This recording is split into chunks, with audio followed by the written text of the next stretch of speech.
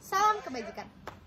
Kami dari kelompok 4 akan mempresentasikan mengenai sinopsis, hal menarik dan informasi penting dari novel Tenggelamnya Kapal Van der Wijk.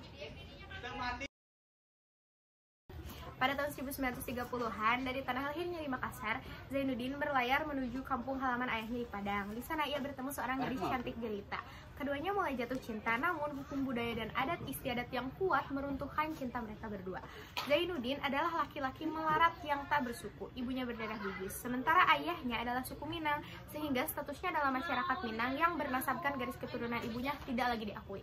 Ia dianggap tidak mempunyai pertalian darah lagi dengan keluarga Jan di Minangkabau. Sedangkan gadis yang disukai Zainuddin bernama Hayati adalah perempuan Minang yang keturunan dari salah satu bangsawan yang ada di sana pada masa itu. Zainuddin pun melamar Hayati, tapi sayangnya niat baik Zainuddin ditolak oleh keluarga Hayati.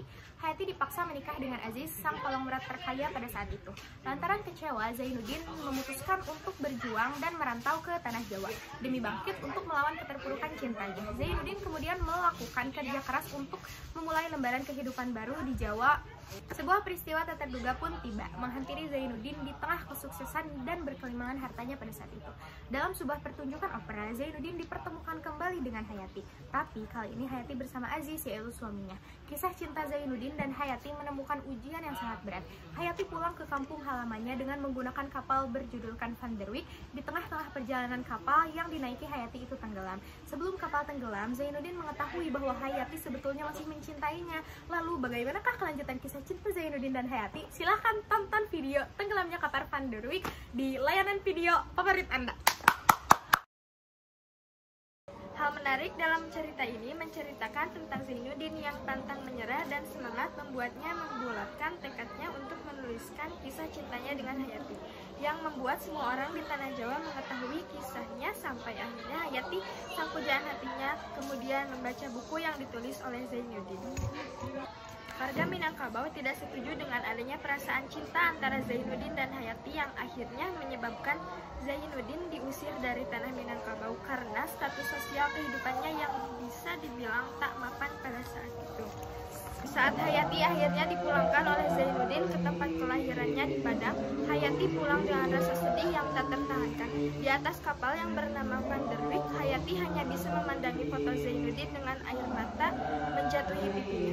Kejadian sial pun datang. Ternyata kapal yang ditumpangi oleh Hayati ikut tenggelam, hanya tersisa puing kapal serta selembar surat dan sisa foto Zainuddin. Novel Tenggelamnya Kapal Van der Wijk. Yang pertama, ada orientasi. Pada bagian ini, novel memperkenalkan latar tempat, yaitu di Minangkabau, tepatnya pada tahun 1930, dan memperkenalkan budaya Minangkabau, serta memperkenalkan tokoh utamanya yaitu Zainuddin, seorang pemuda yang berasal dari keluarga campuran yang sedang mengalami pergolakan batin karena statusnya. Lalu selain itu diperkenalkan pula tokoh-tokoh lain seperti keluarga Zainuddin dan Hayati. Yang kedua yaitu ungkapan peristiwa. Dalam bagian ini, novel menceritakan bagaimana awal pertemuan antara Zainuddin dan Hayati, yang kemudian timbul benih-benih cinta di antara Zainuddin dan Hayati. Yang ketiga itu konflik. Konflik mulai berkembang ketika cinta mereka terhalang oleh perbedaan status sosial dan ada tekanan dari masyarakat serta dari keluarga Hayati membuat hubungan Zainuddin dan Hayati semakin sulit. Yang keempat yaitu klimaks. Bagian klimaks dimulai ketika akhirnya Hayati menikah dengan Aziz, pria yang statusnya lebih kaya daripada Zainuddin. Zainuddin yang mengalami kekecewaan mendalam dan mengalami sakit hati akhirnya berpindah ke tanah Jawa dan memulai karirnya sebagai seorang penulis terkenal. Lalu tenggelamnya kapal Van der Wijk yang ditumpangi oleh Hayati ketika ia akan berpulang dari Jawa ke Padang merupakan bagian klimaks kedua yang ada di dalam novel ini. Kelima yaitu resolusi. Bagian ini dimulai ketika Hayati dan Zainuddin dipertemukan kembali di tanah Jawa, namun pada keadaan yang sudah berbeda. Bukan lagi sebagai seorang kekasihnya, namun sebagai sosok yang penuh penyesalan mendalam. Yang keenam yaitu koda. Zainuddin akhirnya harus merelakan Hayati yang meninggal akibat dari tenggelamnya kapal Van der Wijk.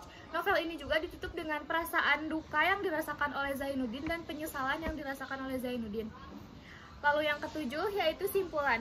Novel ini merupakan refleksi dari pentingnya cinta yang tulus dan menghargai perasaan dan martabat manusia, serta mengenai kritik terhadap ketidakadilan sosial dan pengaruh adat yang masih kaku yang dianut oleh warga Minangkabau. Informasi penting dalam cerita novel Tenggelamnya Kapal Panderwick adalah yang pertama, pengaruh adat kaku yang masih dianut oleh warga Minangkabau dalam memilih pasangan yang harus memenuhi kriteria adat di sana. Bagi orang Minangkabau, menikah adalah hal yang sakral.